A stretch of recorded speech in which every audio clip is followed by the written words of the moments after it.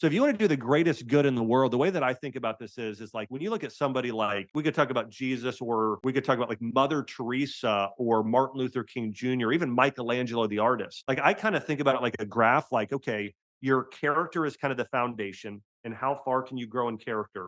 And then how high can you grow in your skill, that talent, that great talent you have. It could be writing, communicating, being a doctor, or whatever it is. And you want to take both of those to the max. And if you grow in those areas, you're going to live the best life possible, period, for the most part. If you have great character and you're growing in that, and you're growing in skill, you're going to live an amazing life. Today, I'm excited to welcome back Dr. Josh Axe. He's a leadership expert, entrepreneur, and physician. He earned his doctorate from Palmer College, and he earned his master's of science in organizational leadership from Johns Hopkins University. Josh is the co-founder and CVO of Ancient Nutrition and the founder of draxe.com. His company ranked in the Inc. 5,000 fastest growing companies 2 years in a row. He's the best-selling author of Eat Dirt, Keto Diet, and Ancient Remedies. Josh is the founder of Leaders.com, an online platform that provides the latest on breaking news, leadership, business, and wealth. He regularly teaches, lectures, and trains entrepreneurs on leadership, mindset, and self-development. He's married to his wife, Chelsea, and they have one daughter and another due in December. They live in Nashville, Tennessee, and they enjoy cooking, traveling, being active, and prioritizing their faith and their family. Josh's new book, Think This, Not That, will be available April 2nd nationwide. Dr. Axe, welcome back to the show. I'm so excited. Your wife Chelsea is giving birth in a few weeks. You have a new book coming out Yeah. this new in the new year. We have so much to talk about, and you're just a dear friend and someone I feel like every time I have you on, or every time we connect, I feel like we're on the same page. And it's just refreshing. It's a fun conversation for me, and I look up to all that you've built and created. So thank you for coming back on the show. Well, hey, thanks for having me. And I know it's always an honor to have you on. And you bring such a wealth of knowledge. So I'm excited to dive in today to all things health and mindset and anything else you want to talk about. Well, it's really interesting that you say that because most people know you for your plethora of knowledge in health, wellness, gut, hormones, blood sugar balance, all the nutrient density stuff. And you kind of taken a right turn into writing a book about mindset. Your new book, Think This, Not That, is due April 2024. Congratulations. I'm really excited to learn about why you wanted to write this book. Yeah, so for me, and I know you're probably very similar, and all the physicians we've interviewed or the health experts probably a similar story of. I think the things that most impact and benefit our lives are the things we want to go out and share with others, right? I think you and I are both very mission and purpose driven people, and so my message for a long time has been so much about my mom beating cancer naturally and what she did with everything from mindset to superfoods to juicing and a lot of other things. And I just about a year and a half ago got came down with a spinal infection via just I was having a real simple stem cell PRP procedure in my back. Somehow my disc got infected. And I didn't walk for a year. So that's why if somebody said, "Hey, where was Dr. Axie?" I didn't see him for a year. That was why. And so I just started walking again about 6 months ago. And so it was a really crazy rant, like one in a million chance of things happening. And as I was going through that and not able to walk, and one of the reasons I wasn't able to walk is that the infection got into my bone. I was told by infectious disease specialist I may be permanently disabled, and so I just sort of went all in on working to heal myself. And so I was in a hyperbaric chamber for 2 hours a day. I was doing 4 hours of IVs a day, everything from silver to methylene blue to vitamins to a lot of ozone, and and finally my body started getting better. And with all that, one of the things I realized from not walking for, I mean, it was technically 10 months of not walking, but then I was on a walker and things like that. But mindset was the hardest thing. Like, there were emotions I'd never experienced before, like despair and hopelessness. And I started realizing that, wow, while food is medicine is powerful, I really think mindset medicine is probably the thing that people need the most in terms of how do I navigate difficult things in life and how do I thrive and have purpose even when things look bleak. And so even when I was down and out, I had a friend say to me, they said, "Hey, if I were in your situation," they said, "I would be eating like Cheetos and drinking Mountain Dew all day." And, I was really focused on, writing a book and doing everything I could to still thrive and grow. And so all that being said, and right now I'm back. I'd say I'm probably 80%. I hope to get back to what I'd consider 100% sometime next year. Discs heal very slow. and your and nervous system. So I'm very close there. But that inspired me to write this book, Think This, Not That, that really focuses on how to overcome limiting beliefs, how to find your purpose, how to grow, how to create a breakthrough in your life. And there are health principles in there as well, but the biggest focus really is on our mindset. And I think there's a lot of things that are holding people back. And you've probably experienced this, Kelly. When I think back to my when I ran my functional medicine clinic, I could tell after the first initial consultation if somebody was typically going to get well or not. And it was all based on their mindset. Like, I'll give you an example. I would say, hey, listen, you're doing this skim milk and special whatever for breakfast. That's not good for you. Here's going to be a better option. Do a berry smoothie. And I'd get one of two reactions. It was either, oh no, oh, I can never have this cereal again, or I can never have skim milk, or I can never have.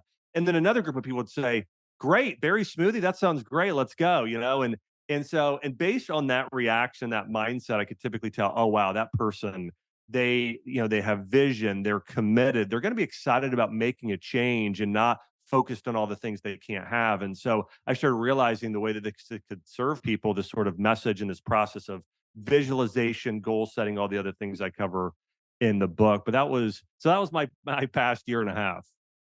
Wow, I am pretty speechless. I knew you had kinda gone dark, but I didn't know how dark it had gotten for you over there, and I'm just y like, I can't imagine the hopelessness and despair, especially with your daughter being so young and wanting to be active Yeah. as a young family, and, I mean, like, I have crazy work weeks, and I have mom guilt that, like, hangs out with me, like, I wasn't there, and to I can I'm sure there are layers and layers and layers to this, and you really are, like, an example of making lemonade out of lemons and finding a way to heal, like, relentlessly finding a way to heal. And I think the example you give of your clinic is the same sort of idea. I mean, I spent 8 years in cancer and genetics before starting my private practice in nutrition, and I used to see it in oncology clinics. You'd see it there. Like, it could be the most aggressive stage 4 cancer, and you had someone who was like, yeah, well, I'm going to laugh in that cancer's face. And that's exactly what you did. And it's magical because you're walking, you're 80%, you're almost gonna be back to 100%, and I don't know that you'd be there without that type of mindset. Yeah, I think that resilient mindset's really important, and I think my mom showed that to me as she went through cancer and beat it.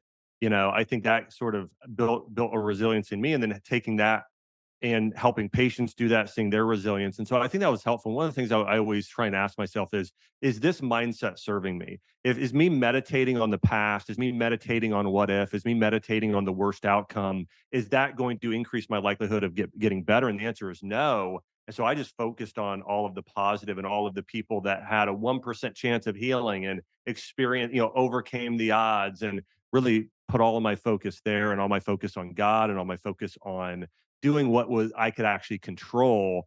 And I was doing everything you can imagine too. It's like I said, I talked about the hyperbaric chamber. I got on a hard chamber for 2 hours a day. I started doing the IVs. I was eating perfectly. It was pretty much just meat, vegetables, and berries, bone broth. And I also started doing a lot of supplements. And then I started doing, a combination of cold plunge with hot back and forth, that contrast therapy, red light therapy, PEMF, a lot of things. But one of the things I'm so blessed by is that I learned so much from it. I would say the same thing with my mom. When my mom went through cancer, it put me in this position of I'm going to learn everything I can about how cancer heals naturally. And so I read every medical journal. I went and interviewed the top doctors in the world who really understood cancer from a natural perspective. And the same thing, as I had this infection, I went and called, all of the, some of the great, docs that you and I know, and started doing research and figuring, okay, how does somebody heal naturally from an infection or a virus or anything? And so, anyways, I learned a great deal as I went through it, both about how to heal using, food and a lot of natural protocols as medicine, but also the power of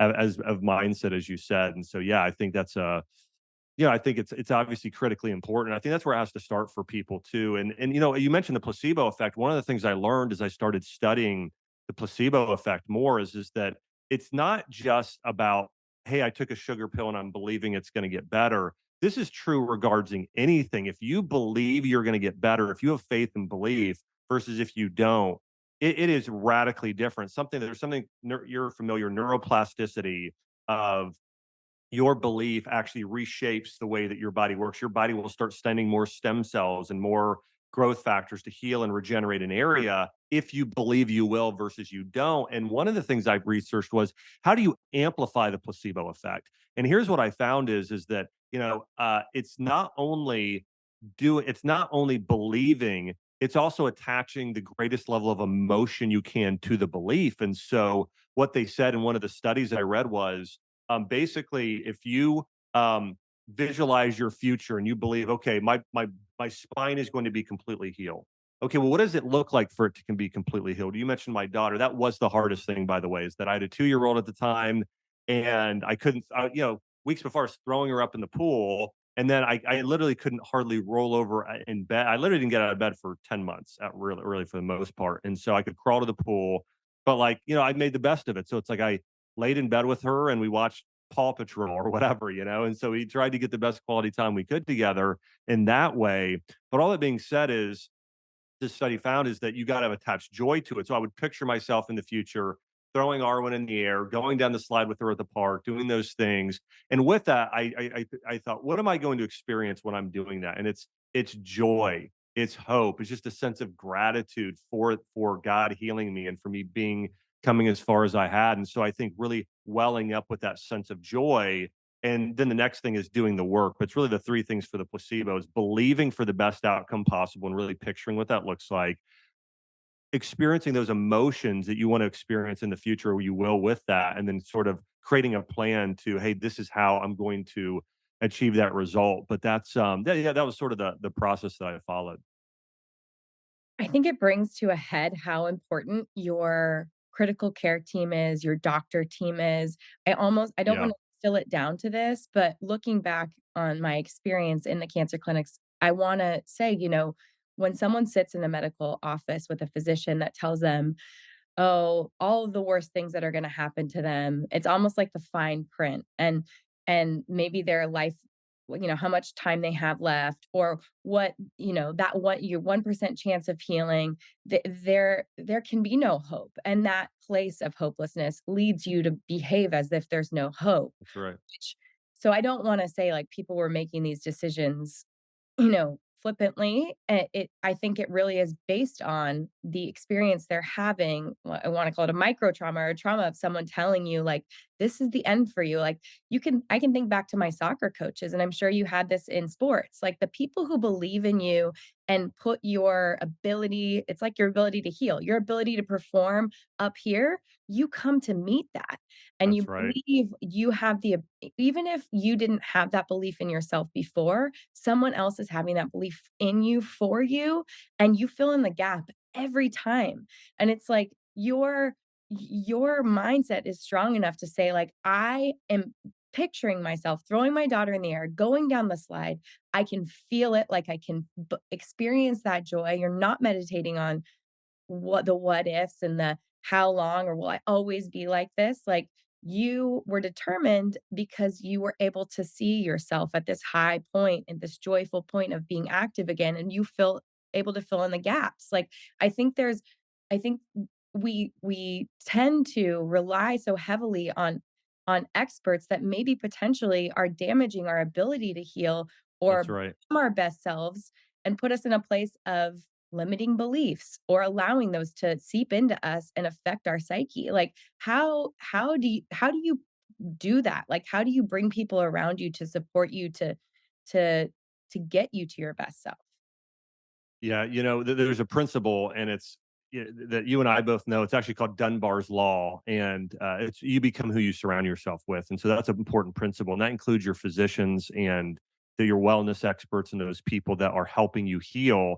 One other thing I want to mention here, and this is true for physicians, but I think health experts generally speaking, but all physicians take an oath. It's called the Hippocratic Oath, and it's first do no harm.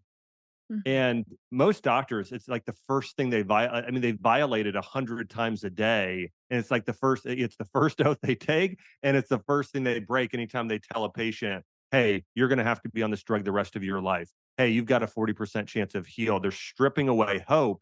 Hope is our greatest factor, hope and faith in terms of our healing, and so it's doing harm. You're doing harm first versus no, you're giving patients hope. And so all physicians and wellness experts, health coaches, anybody who's in this field that you and I are in should be bringers of hope first. It's the first thing we should do is show people here is the best possible outcome, and I will fight and do everything I can to help you experience this best possible outcome.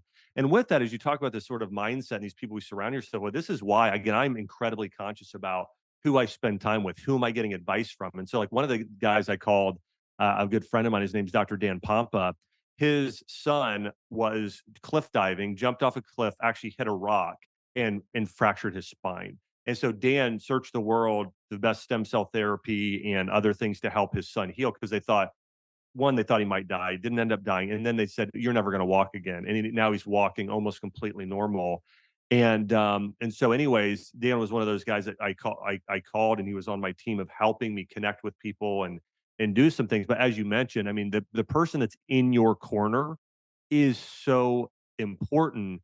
And this is true from everything, your friends, and I had some amazing friends and people that were praying for me and giving me advice and wisdom and helping do all these things. So I do think it's really important. And to your point, but by the way, something you mentioned there about the sports example, I played a lot of sports growing up, a lot of soccer, ran track and field. And, one of the things that you're absolutely right. And by the way, there's a great study behind this. In fact, it's called now the Pygmalion effect or the Rosenthal effect. There's a Harvard professor. He was a researcher. His name was Ron Rosenthal, and he did a study on uh, on how expectations and standards impact performance. And so he went to this group of teachers in the one study, and he told them, he said, "Okay, I'm giving you a group of really high achievers. These are the best of best, most academically incredible athletes. Hold them to a high standard, okay?" And so they did, and these kids just outperformed everybody, crushed it, super high grade, all the things. And then at the end of this school year, they went and they told them, "No, these are your average low achievers. There's nothing special about them."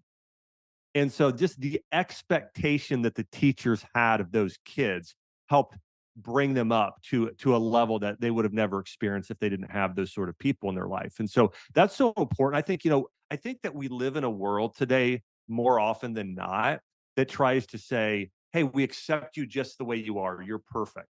And psychologically speaking, and the study showed that is damaging. Telling somebody they're perfect, telling somebody that hey, you know what? You don't need to change. We should all change. We should all be getting better. None of us are perfect, and we should all be held to the highest standard possible and not an impossible standard. There's encouragement, there's congratulations, there's all of those things along the way. But I think that standard is really important. I think today we keep lowering the standards for people rather than raising the standards, and it's incredibly damaging. So when I have patients or I have people in my life, I'm a if everybody takes a personality profile on an Enneagram 8, it's known as a challenger. And I think that's part of the leadership, right? Yeah. And I think that's a job of a parent too. There's two things. We're called to nourish and we're called to challenge, right? And so it's I love you. There's compassion, there's empathy, there's all of those sort of more feminine, motherly virtues. And then there's the other side there too, as well as like challenge and discipline in those areas. But I do think that's the thing that we're missing today more than anything is this thing of, hey, listen, you're better than that. And I'm going to do everything to help you get better. Yeah. Well, what you just said there was you set the bar. You're better than that, and I'm gonna help you get there. You said that it's in your language instead of saying, like, what you just said, which is, "I love you exactly how you are, and you're perfect as you are." I did see in the literature that and interviewed a psychologist that explained this to me, that when children at a certain age, they start to see through it. Like, you're Mm, perfect, you're yeah. wonderful. If they actually don't feel perfect and they know that they made a mistake or that it's flawed or that it's not as good as the other kids in the class, and you're saying, "You're doing a great job, it's perfect," they actually start to distrust you, and they want you to hold them accountable, and they want you to hold them at a higher standard, and they wanna do the work because that's where they gain their confidence, that's where they gain their resilience, that's where they Yes. when doing the work, they see that they're capable of doing the work and they can get up and do the work day in and day out. And that's going to serve them 10 times better in their adulthood than saying, That's like, right. you're great and perfect just the way you are. And this is exactly, where you're at and you're always going to be. It's like, what we're not bringing them up. And I mean, I'm curious how you feel about this being that you have had this amazing, huge health business for so long, like, being a dad with young kids, you said your job is to nourish and challenge, and I am constantly feeling that pressure with young children is, this internet phenomena that, oh, everything is equal in regards to the food that we're feeding our families, and we shouldn't label anything. There's this real fear of eating disorders and disordered eating, and there's a fear there Mhm. because they're growing and exponentially year over year. But how do you feel about nourishing and challenging your family when it comes to the food that they're eating, especially on the heels of healing yourself and you just explaining that was being such a big part of your process? Yeah, I think that my this sort of philosophy and this worldview that I have, it flows into everything. It flows into my spiritual life. It flows into my marriage. It flows into my business. It flows into the way I raise my kids. Is that I know that I'm called to help other people be the best they can be. Remove the focus from myself, even though there is a level of self focus on I'm called to do the same thing. But I think, I worked with and I came out of more kind of the very early on, worked as a personal trainer, really very familiar with that sort of fitness and bodybuilding industry. And I had a roommate one time, a man who had a really most fit guy I'd ever seen. And I literally mean, I mean that. And he saw himself as, he was, bulimic and had all of these mental health issues. And so, I'd experienced with women working with them, but some of these men, I was actually surprised at how prevalent it was with some of them as well. All that being said, I think it's a very similar thing is like, listen, the goal is not to be fat. The goal is not to be skinny. The goal is to be healthy. The goal is for you to flourish as a human. And hey, here's what we also need to do is we need to look at what's your purpose in life. Your purpose is not to be, not to be this perfect physical specimen. The goal is to, yes, you should flourish as an individual, but it should rank correctly on your purpose hierarchy, and so this is getting a little deeper here, but I do think it's important to concept to say the most important thing for me in life is not my health. The most important thing for me is my faith and relationship with God and doing what I believe I'm called to do, which is make the earth a heavenly place, to love others, to love God, to make this planet into a paradise. After that, it's my family, it's my wife, it's my daughters. And so focusing on them, and then it's my house. So my point there is that I think that, helping people grasp the proper perspective, including my kids, of like Arwen, she does not eat perfect, but um, she does eat really healthy. And so, like we eat a lot of fruits, we eat a lot of vegetables, we are into fitness. So I think for us the prospect is much more on um, hey, we eat healthy and this is, and I mean, I was gonna get into like little kid terms here, like, we gotta get the bugs out of your teeth when we're brushing your teeth. Hey, we can't, this will give you an upset tummy and whatever. But my point there is I think with kids, it's, this is how mommy and daddy eat. We love you. We want you to be your best. This is how you need to eat. I don't know. Yeah. We don't really complicate it, but that's the message. No, I think simplifying it is the best with kids. They want they and they model what you do. And so if That's what you're right. doing at home That's is right. is is 80% there and it's never going to be 100, and they go to a birthday party and they have a piece of cake, they go to a birthday party and have a piece of cake and you go home and you have a family dinner. Like, moving on, right? I'm curious if you do this, Kelly. Like this is something we did with Arwen because I've seen some very healthy families. Like I know I mean, like I can think of 100 like super radical healthy families, and some of them only breastfed for three. I mean, like the kids only breastfed. I want to say for maybe a year and a half or 2 years, and the kids still to this day have never touched gluten or anything like that.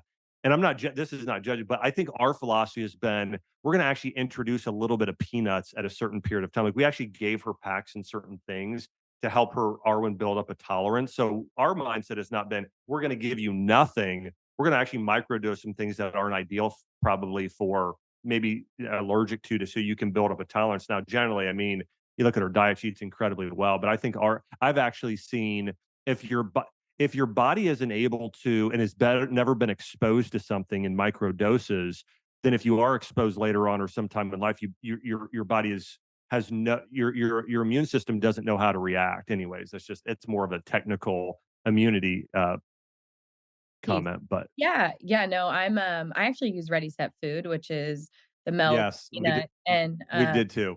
and Yep. the egg microdosing, with Tashin, my second. I wish I could have used it with Sebastian, my first, but he had some major eczema, and then he and we found out it was related to milk protein allergies, so I couldn't have any dairy, and I Wow. breastfed him for 18 months. But, we worked on the egg with baked products, like, I would make homemade pancakes with eggs, or because he couldn't have scrambled eggs at first, I had to make we had to make, like, a loaf of bread or little muffins with 1 egg, and it was baked, so it was denaturing that protein and Smart. increasing his tolerance to it. So over time, now he can have scrambled eggs, not every day, but he can, Yeah. I'll notice like a little eczema spots around his mouth if it's too prevalent in his diet. But I'm not about um having any type of an elimination diet for my kids. But I'm not going out of my way to serve up gluten at multiple meals or anything like that. We Right.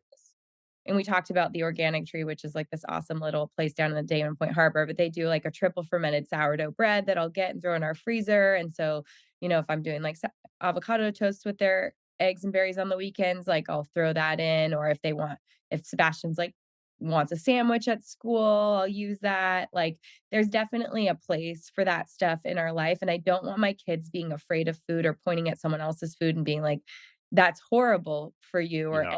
anything like that. I don't want that at all. Like I don't want to promote eating disorders and or labeling of food, but I also need them to understand like what is their growing food and why. And like as they get older, I'll just sort of distill it down. Like I was thinking about it the other day because Bash is more and more curious. He's like, "Well, why is Halloween candy like, why can't I have that every day? Why can't I have Mhm. candy as my dessert every day?" And it's thinking about how to explain it to him in scientific terms to say like, you know, the sugar in the fruit is there with all these other really awesome things and like we're basically distilling it down or processing it down and it's just leaving you this energy source without all the extra good stuff, something along those lines where your body can handle it, but you're missing out on all this other great stuff. And what if you get full on that and you haven't had those other great things? Like,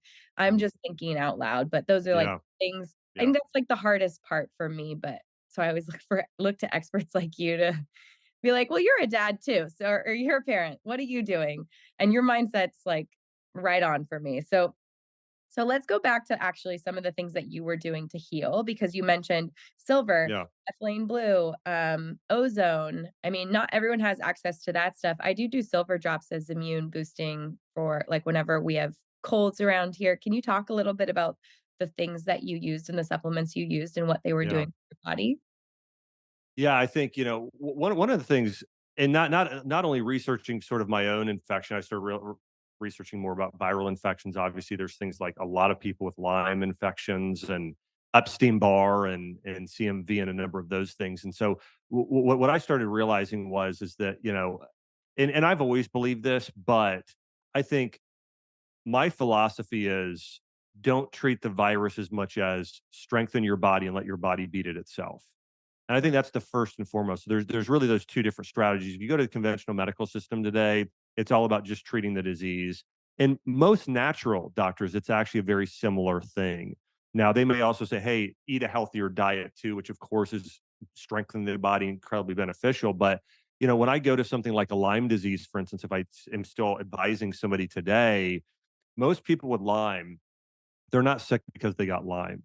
They're sick because their immune system is down and their body can't keep the Lyme at bay. And maybe there's also things they don't want of Lyme. Oh, now you have COVID. Well, now you have Epstein-Barr. Well, now you have this. And so their body is it's fighting too many things.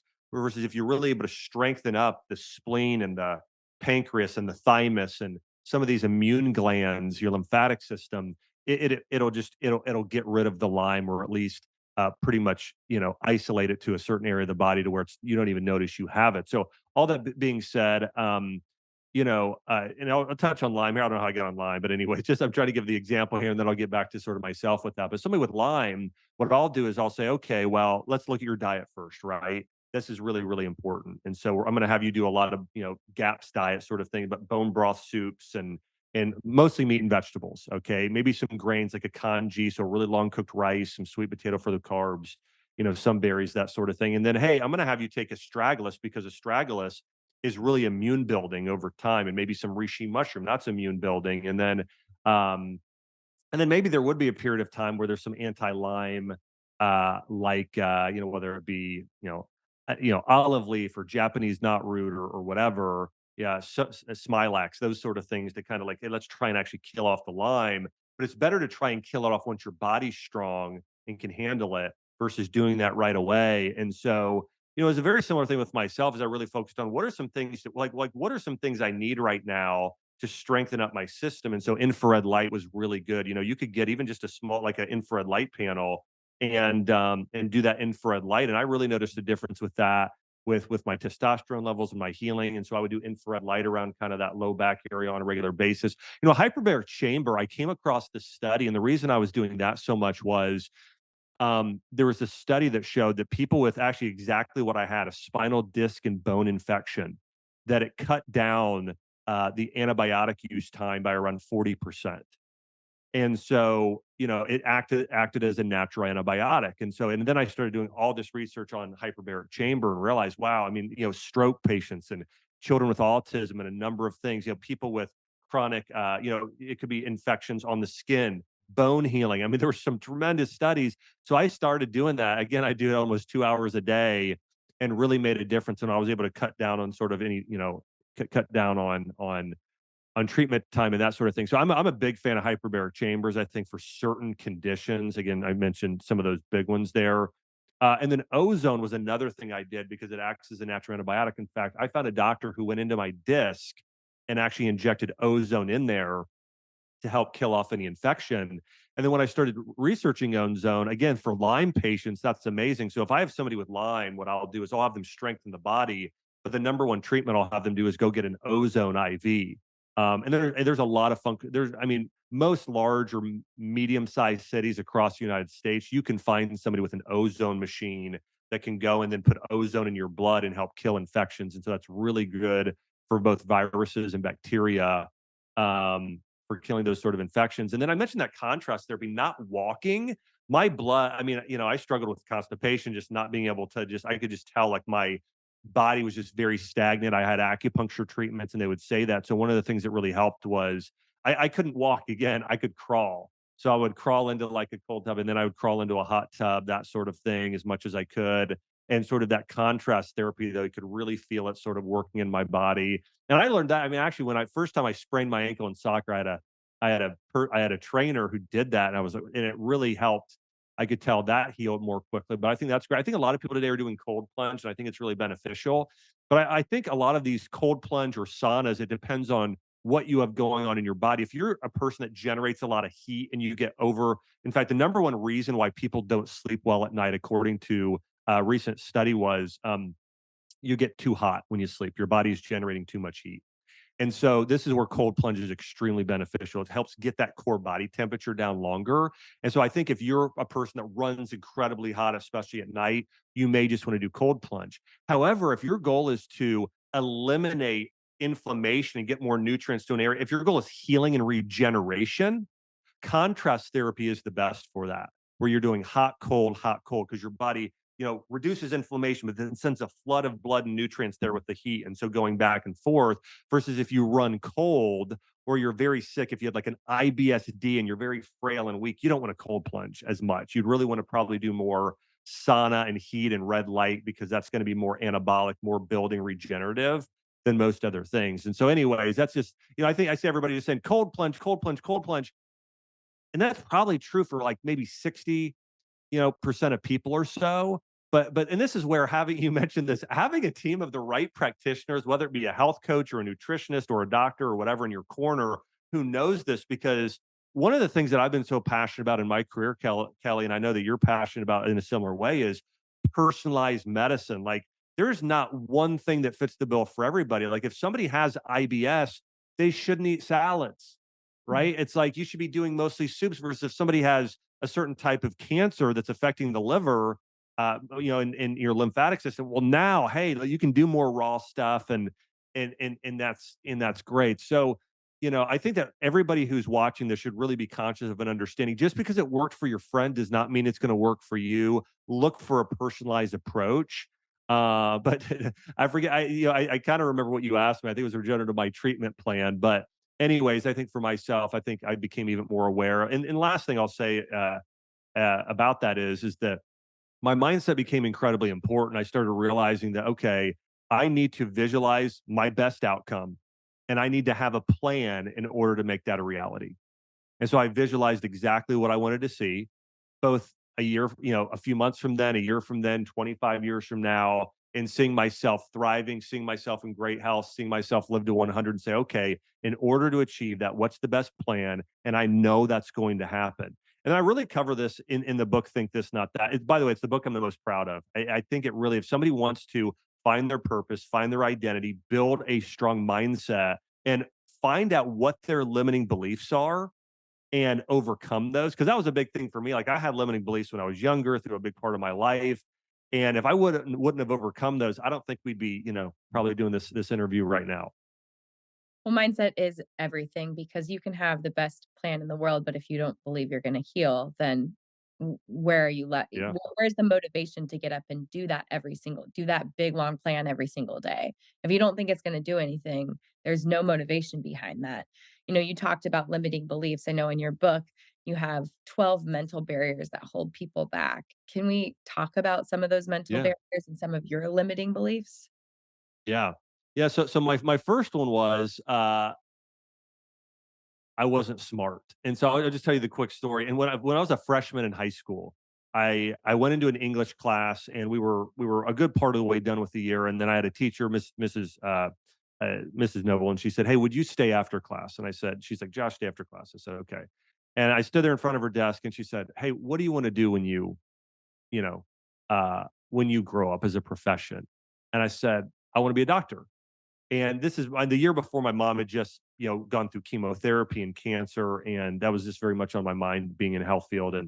And she literally laughed out loud at me and she said, "You'll never get into college with your grades." She said, "You just got an F on this paper, you may fail the class." And she said, "My daughter, she has a 3.8. She barely got into Ohio State PT school.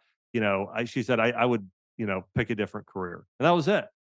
And I remember walking out of there been really depressed and, I'm 14 years old. And then a few weeks later, my mom brings me to a doctor and the doctor says, "You have ADHD. You're going to have trouble learning your whole life," sort of thing. And I was like, wow, not only am I not smart, but I'm medically not smart.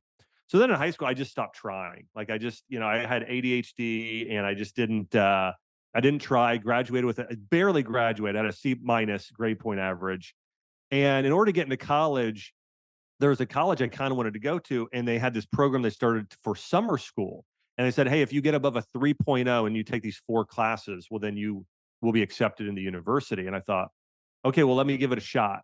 And so I went there and I took English 101, freshman English 101 in college. Went and then I wrote my first paper. And the teacher, it was like deja vu. She said, "Hey, Josh, would you stay after class?" I said, "Yep."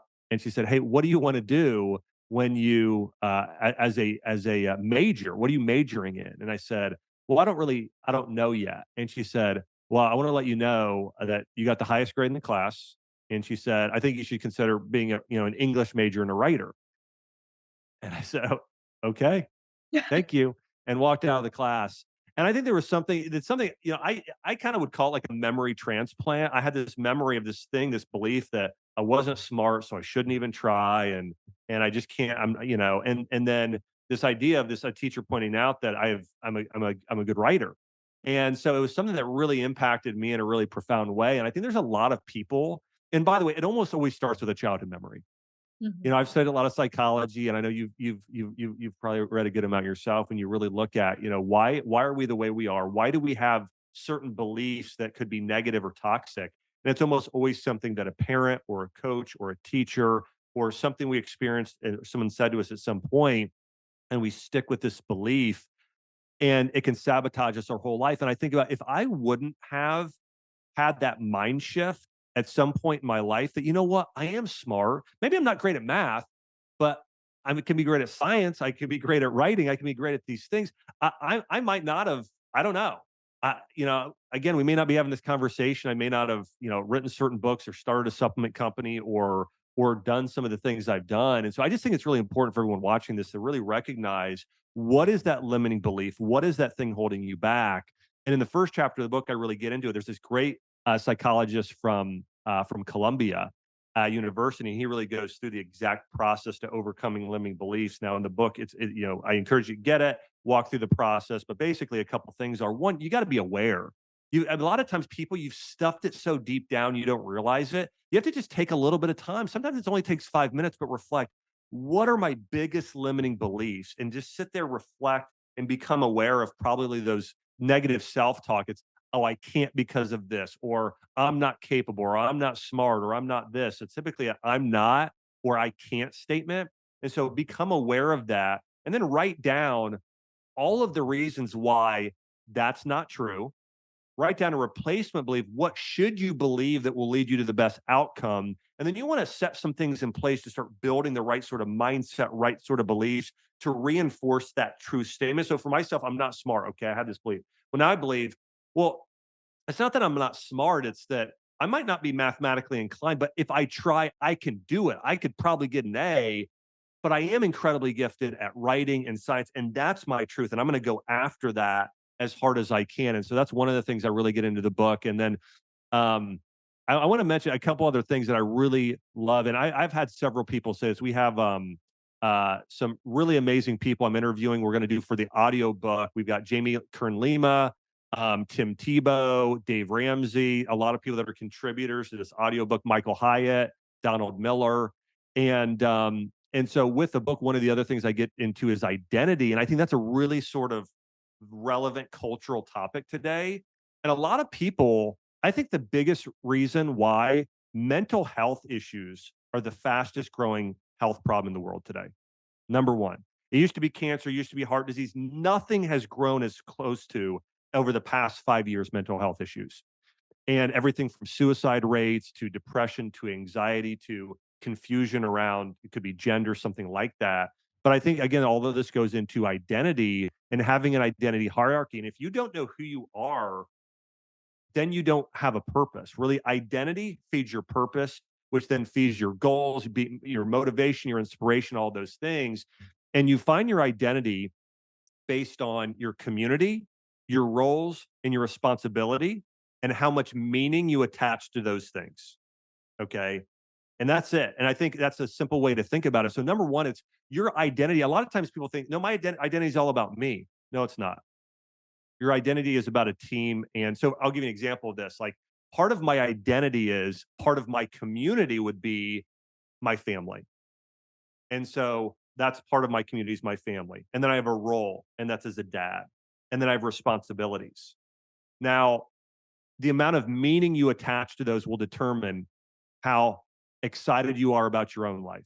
I mean, this is the goal. This is what leads to happiness or not happiness, is this final thing. If I believe my meaning as a father is simply to conceive and impregnate a woman and then I'm done, you know, which by the way, that's a predominant belief today by a lot of men, is that, hey, it's okay. Hey, if a woman gets pregnant, hey, my responsibilities are, that's their responsibility. This is fatherless homes. It's the number one cause of uh of society's deteriorating and a number of things. And so that's the belief of a lot of fathers. Well, then I could level up and say, we'll just go 3 tiers here, but there's more than this. I get into the book. But okay, another higher tier would be, hey, I'm a father, and my responsibility and role is to provide for my family. Okay. So I'm going to work, and I'm going to do everything I can to provide for the family financially.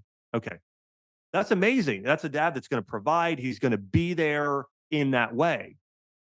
But then there's a higher level of, no, my role as a father, my responsibilities are to not only provide financially, but to continue to pursue my wife and to raise up kids that are incredible in character. They're loving, they're generous, they're kind, they're courageous. and find their unique gifts and skills. What are they great at? It could be music, it could be art, whatever it is. And I'm going to help them achieve their highest level possible. I'm going to show up to every game. I'm going to help my kids build their faith because they're not only going to live now, they're going to live for eternity, and they're going to have legacies of having more kids and more kids and more kids. And so I know as a father, I have the ability to transform generations for eternity. Right. So I think that when it comes to identity for people, that it's so important that sort of like you attach a lot of meaning to your life. I think there's a lot of people today who feel a sense of isolation, a sense of emptiness, a sense of meaninglessness of like, what am I even here for?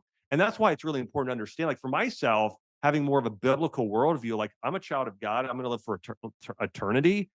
Wow, like everything I do matters eternally and significantly. And my role as a father, like I think there's, by the way, this could be controversial, but getting into this, I think that there is a lot of negative self-talk. There's like toxic masculinity, like this term I've heard out there today, and it's like masculinity is it's a thing. It's not bad. It's necessary. Femininity and masculinity, they're both necessary, and they create one cohesive. Like it completes something. It completes a family. It completes a society. It completes the world. And so I do think that I do think today that we've started calling things that are bad that aren't. And I think it's something we're missing. And so this could be a whole nother sort of discussion. But I think that, and to get into roles and responsibilities here, again, somebody's going to disagree with me on this, but I think that, today we've started saying that like, okay, like, like, like men and women should almost be the same. Like they should both be the same. And I think that the way that the Chinese worldview of this, let me talk about Taoism or Taoism. If you look at Chinese medicine, that's what the medicine's based off, but there's also a life philosophy. This actually came from Abraham. This is more biblical in nature too. But it's that, when you ever see a yin and yang symbol, Mhm. you've got the circle, but then there's these little circles on each of them.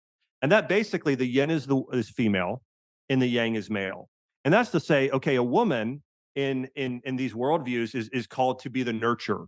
It's called to be, it's the feminine virtues. It's love, it's kindness, it's empathy, it's compassion, it's lady wisdom, it's all those things. And then the male, it's justice, it's courage, it's all those things. So as a father, it's like my responsibility is to probably lean a little bit more discipline, challenge your kids, rub some dirt on it. You're better than that. And then Yeah. Chelsea's a little bit more, hey, babe, like it's cuddling, it's all those things. Now, as a father, I love cuddling my daughter. Yeah. And Chelsea disciplines Arwen in an incredible way. But when you're on a team like in sports, you have to pick a position and you can't guard everybody and be the sole person. And in an organization, if it's like you're the marketer and you're operations. Now, sometimes operations, they'll jump in and do marketing. Sometimes marketing do operations. Sometimes as a dad, I'm the nurturer. Sometimes Chelsea's but I think there's this idea that no, everybody has to be kind of the same. When I think when you have this sort of feminine, masculine together, it creates this, the ideal family environment. So, anyways, I get into things like that more deep, even in the book. And how do you create like a incredible family environment? And I think a lot of it has to do with this sort of identity, which this feeds our purpose. So, sorry, this is probably. I know I talked a long time there, but those are some. Well, it's interesting because I had, Eve Radowski on, she does Fair Play, and you're talking about roles, and, like, roles wrap up into our identity, and she has this, like, Yeah, card set, which talks about, like, I think as modern parents, we both wanna be there, right? So it's not even that you're, as a parent, yeah, like, "Okay, my community is my family, my role is to be a father, my responsibility for your definition of responsibility is financially, it's emotionally, it's involvement, it's a yeah, relationship with your daughter and your wife," like, it's all of those things. It's not just, "I provided sperm and it's over." Like it's it's all encompassing and you know what your roles are and it's clearly defined and so you know how to show up. I think what yeah, you're explaining is in the modern parenting world, when we don't know whose role is what, then resentment can build up because that's right.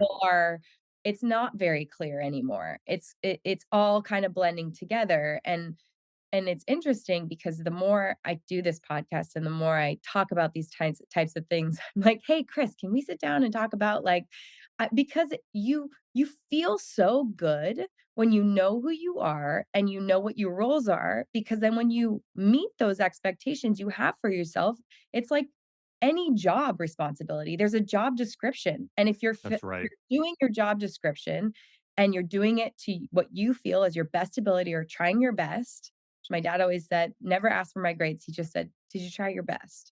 Which is like almost worse. Like, It's so good. dang it. I guess I didn't or I did, you know? But you Yeah. like, if you try your best, it's like nothing feels better than that. And so I think for at least in my relationship and what your book is pointing out, it's like it has so much to do with defining that. Like, who is your Yeah. community, what your roles are, and then what do you believe your responsibilities are in that role? Because if my disappointment in you is because you believe your responsibilities don't encompass what I think they should encompass, then there's a mismatch there, and that's where communication is really the crux of this whole issue. Yeah. It's huge. Yeah. These mutual expectations. Chelsea and I were laughing about this because we had my sister-in-law just got married. Okay. And so they, on Sundays, like for her, it might be, she used to, sit in a robe and watch movies, and just kind of relax. And like for him, he's a big Carolina Panthers fan. So it's like, no, that's football Sundays. And Yeah, so he's like, she's sitting on the couch at 11:20 and he's got his, all his gear on. He's like, okay, let's get ready. It's time to go to the sports bar to watch the game together. yeah, And then we had another couple who we're good friends with. And so when he grew up, they always took naps in the afternoon. Him and his brother and dad, like they all just took naps. And for her, they always went on a hike. They were super active family. So the first weekend they got married, they were never completely together till then. yeah, It got to be Sunday afternoon, and or after church, and she's like, "Hey, you ready to go, like, out on," and he's like, "No, man, I'm gonna take a nap," and, like, what so but it's so funny because these expectations are really important, and part of what you're saying, like, if you don't know your role and responsibilities, you don't have a finish line. It's like running a race and you just get it's confusing, right? And this is where I think so many people are today with their identity is, well, I don't know, I one some people don't even have a community, so that really puts you in a tough spot to know your identity. It'll ruin it more than anything if you don't have community, and that could be a job community, it could be family, it could be whatever, but it's important. And the next thing is, again, as we talked about, it's what's your role there, what are your responsibilities. If you don't know those things, it's really hard to have an identity, and then it's hard to have a purpose because purpose is really birthed out of your role within that community. So it's obviously really really important. And it's spurring all these questions in me is like, okay, where does someone start? I mean, clearly there's some limiting beliefs and yeah, then there's connecting to your identity. And then it's like, how do you continue to do that? Because we can have this conversation where I'm like, I have time to talk about my identity. And it makes me, which is why I love this podcast so much, because poor Chris, like after a podcast day, I'm like, babe, we have so much to talk about. And it yeah, gosh, goodness is like a podcast day, clearly, but it's, you have been able to heal your body. I mean, that's a physical example of being in this hole and crawling around your house and having your wife Chelsea take pick up all of your roles and responsibilities pretty much and run the ball down the field and you finally like get to 80%. How like what advice do you have for people who are trying to figure out what they can do daily to shift their mindset towards a healthier and more fulfilling path? They wanna have this passion and they wanna create, the life that they've always dreamed of and not sort of be in a place of despair or giving up and yeah, kinda just going through the motions. Like, how do you yeah, how do they nourish and challenge themselves every day? yeah. So I think that it's a great question because we do want to start with the end in mind, and this is where I always try and start. And this is a process I call sort of visualization or realization along with this. But I think for the other thing is I think the best you know most people learn through modeling. You mentioned this earlier with kids, right? You say they model everything, and I think it's no different with adults. But I want to make sure you're modeling the right person. Think about this: if your son, right, or you have a, let's just use just any general kid, if they are modeling a a great dad, just a great dad, they're going to grow up to probably be a great dad. If they Yeah. have a dad who's not there, who's an alcoholic, who's whatever, the likelihood statistically by far is that they're likely not to grow up to be a great human being and live the best life possible. Mm. So I think that's where we start is who are the people in your life? By the way, when I interview people to hire, whether it be Ancient Nutrition or leaders.com or any of my businesses, there's a question I ask every single time, and it's this: who are the 5 people you admire most in this world and why? Mhm. And the reason I ask that is that that tells me more about them than any other question I could ask. Mhm. And so, who are you modeling your life after? And so for me, it's very much like when I think about, by the way, I did this in business. I said, okay, who is doing really well on, in business? And I looked at people like Dave Ramsey, Joe Mercola, Dr. Whitaker, Dr. Oz, a number of people. And I said, okay, I want to start doing what they're doing. And then in the leadership category, I said, okay, I love John Maxwell, Craig Rochelle, Patrick Lindsay. And so like, who are we modeling our life after? So I would say for most people, if you want to have a great marriage, have some people you're like the great couples you're like we want to start modeling and thinking and doing what they're doing, whether it be reading their books, going to their conferences, if you can meet them at church or synagogue or just a friend group, whatever. But that's the place to start is how do you know who you want to become? Look at somebody out, look at someone in history, somebody you read about in a book, somebody you know in person, whatever it is, and say, okay, I want to model what their life is like and take on a very similar role or do what they've done. And so I think that's where it starts is if you want to live a great life, it's like you and I have seen this. I know you and I have both worked with a lot of probably celebrities and people that are very well known. And I know some celebrities, like for instance, we know Carrie Underwood, and I know again like someone like Dave Ramsey, and they've got great marriages. They're great people. They're super down to earth. I'm thinking of Sean Johnson, Easton Andrew. Those are two of our best friends. They're like those are the sort of people I'm like, wow, they are really like their priorities are right. They've got great lives. They've modeled the right people. But then there's other celebrities I know, and on the outside, people are like, "Oh, they're great," and like they admire them greatly. But like I might know that what they're incredibly miserable. They're actually doing really the world is going backwards because of them. And so I think that a lot of it starts with going and saying, okay, who am I modeling my life after? That's number one. Number two, I think if somebody there's a study done that if you want to be happy, don't pursue happiness.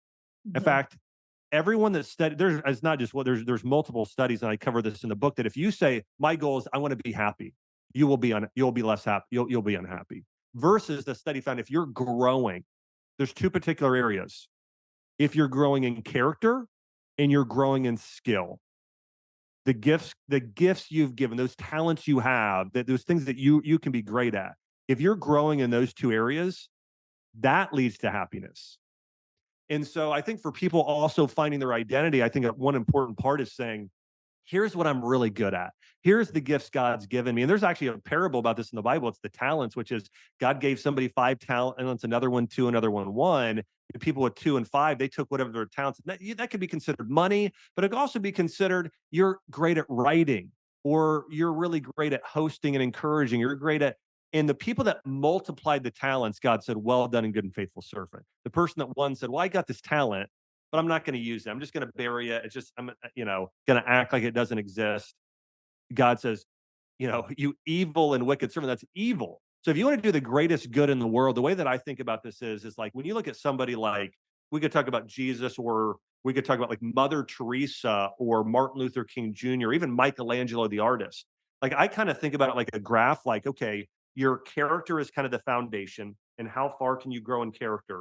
And then how high can you grow in your skill, that talent, that great talent you have. It could be writing, communicating, being a doctor, or whatever it is. And you want to take both of those to the max.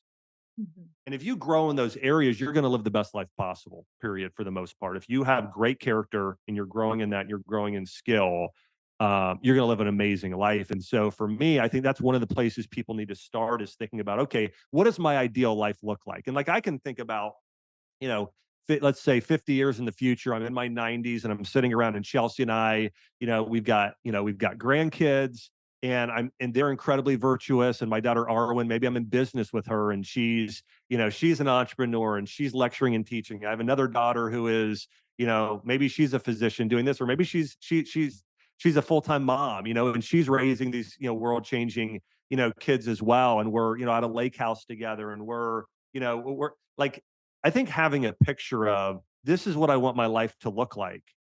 And this is what I think will do the greatest good in the world, that will make the world a most heavenly place, where I use my gifts, I use my skills in this way. And I know that might seem like a lot of things, but I don't think it is. I think you need to visualize a life that's very closely to what we have a really hard time, the human mind, thinking not in modeling and not in terms of people. We are meant to be around people. We're meant to model and think about other people. So I think picturing the life of other people who have lived a really virtuous life in the areas you want, and then work backwards. How did they do that? And how can I do that in a similar way? Is one of the things that I think a lot of people want to think about as well. Well, I think it's also a great way to see how it's done. For a lot of us who've been you gave Yes. the example, like, you built this amazing career, you didn't just do it out of thin air, you looked at doctors like Dr. Mercola and Dr. Oz, and you saw, like, how did they build this community and how are they connecting? Like, I think about Dr. Mercola and the science that he shares, and then I think about Dr. Oz, and I think about how like vivacious he is and how he can connect with you through a television screen and make you feel like he's talking directly to you. Like, you've done a really great job actually blending both of those. And what I think that's what a lot of great athletes do and a lot of great leaders, like Totally. they're looking at other people and they're seeing that there's proof in the pudding, like that it can be done. It's just allowing you to set your own bar, like back to the beginning of the podcast, set your own bar high and fill in the gap to that person. And that's a real physical example of what you could become. And when you take away, oh, they have that because X, Y, and Z, and I don't have X, Y, and Z, or you take away what you call the self-limiting beliefs, then all of a sudden the gap can be filled by you because there's nothing holding you back. There's no, that glass ceiling that you've put there for yourself to get you to the top. Yeah. One of the things that made me think of, because you said a word here and it made me think of this, as you said, to be. And I think most people today, here's what they do, because they don't have a sense of identity and purpose as strong as it should be, is they have a to-do list and they just fill their life with busyness, Mhm, versus we should have probably a to-be list first. And mhm, then our to-do list should be based off of that. So it's like, hey, I want to be an incredible, like my priorities are to be an incredible husband. Okay. That means I'm gonna have a date night with my spouse. I'm gonna be thinking about Chelsea, whether it's bringing her flowers or giving her a kind word or saying, "Hey, how can I support you today?" or giving her a hug or whatever it is. Okay. Similar thing as a father. And that's the responsibilities, right? So it's that thing of like, okay, like I want to, um, I I want to be the best dad. I want to be the best husband. I want to be the best boss possible. Like, to be that a great dad. Okay, here's the response. Here's all the things I want to do and fulfill that. Or my to do list is based on my to be list. yeah. I mean, what's so interesting too is a lot of times people will write a to-do list and they'll start with the thing that is the easiest and the fastest to do. That might be like, I need to order a red t-shirt for Red Ribbon Week, or Yeah, I need to get this email out, or I need to do that thing. But when you look at the people that are really leaps and bounds, even in the entrepreneurial space, that the people that I follow, that I'm like, okay, how are they growing their business in at the record speed that they're growing at it? And they're not doing the busy work. They're actually doing the to be work that's that's allowing right. them to get to that place. They're not thinking of their to-do list as I need to clear my inbox and they're thinking, how am I creating this product? How am I creating this course? How am I writing this book? How am I dedicating the time to do this? Because this is what I want to be. I don't want to be the person that always has a clear inbox. Yeah, yeah. My original title for the book, which we changed it to "Think This, Not That," but the original title was "Who Could You Become?"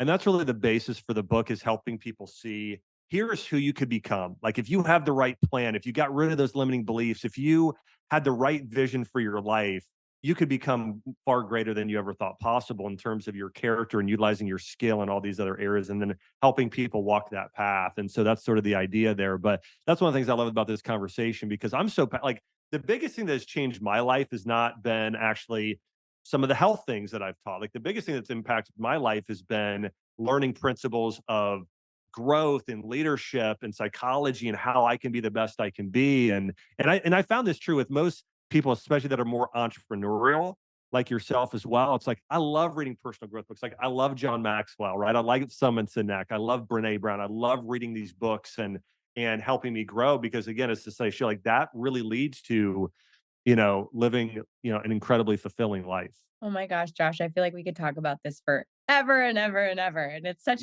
it's such an important topic because, like, the sky is the limit. Like, who could you become? Like, that is such that is such a powerful thing, and it really brings me back to when you're talking about sitting with someone in clinic. Like, the person who says like, "Oh, yeah, okay, I'll do that. I'm growth mindset. Let's do that berry smoothie. Let's see who I can become." Like, they're excited to rabbit hole as far as they can go and to expand and, cocoon themselves from a caterpillar to a butterfly, and Yeah. sky's the limit, right? I mean, it is that growth mindset that is just so amazing to see. I mean, it's what I saw working with it's what I see working with clients for nutrition. It's what I did like a little 6-month like business coaching for nutritionists and health coaches that wanted to like build their business. And the only thing, what you're talking about, what I saw is the people I put my belief in them and the ones who believed it, it's amazing. Like it's amazing Yeah. businesses I've seen them build on Instagram and on Facebook and on their websites and the like the people who say, "Why not? I can do it. I can work hard enough and I can learn enough and I can share enough and I'm passionate enough. I can do it." It's those people. It's just magic what they can create. Yeah. It's so true. I'm It's so so glad you true. wrote this book. I'm so glad you wrote this book because you have done it. Like you've created this and you don't you don't think there's a finish line, which I think is so inspiring about you. Is you're following the people that set the bar even higher for you and you go, I'm going to go read their book. And I'm going to push myself even further. So what do you give me just like a little sneak peek before we close out the show of what you do to continue to have this growth mindset and really like think this, not that. Yeah. So I would say that the first thing is I always start with the end in mind. I think the end of this life here, this physical life, and then the spiritual life beyond. And so, with that, I do think a big core thing that I think about continually is I want to have the greatest impact I can on other people. I want to help other people grow and realize their greatest potential in growing in their character and their skill. And I think the word character has kind of become a little bit kind of like fluffy and people don't understand the importance. But I really think, and this is something Aristotle believed, by the way, Aristotle, Plato, and I think Socrates, but Aristotle said it is that really, if you're going to live the best life possible, you have to be high in character. And that's generous, it's kind, it's courageous, it's all of those things. And so I think that I'm very conscious of trying to be more Christ-like, more high in character, and trying to embody those qualities with people, being really sympathetic and understanding, but also standing up for what's right when something wrong that's happening in the world, right? So I think for myself, some of my practices have been there's a quote and it's leaders are readers, and so I try and constantly read and a lot of it's audiobook. Like I will wake up and read my Bible or books during the day, and maybe I'll get 30 minutes of actual reading a hard back book. But then I'll also, again, every time I'm working out, every time I'm driving somewhere, and then the 30 minutes before I go to bed, I'm listening to an audiobook. So that's a big part of, and for me, it's mostly spiritual growth and leadership. Those are the care, the because health from this point, I'm mostly reading. It's like a medical journal or an article, something like that.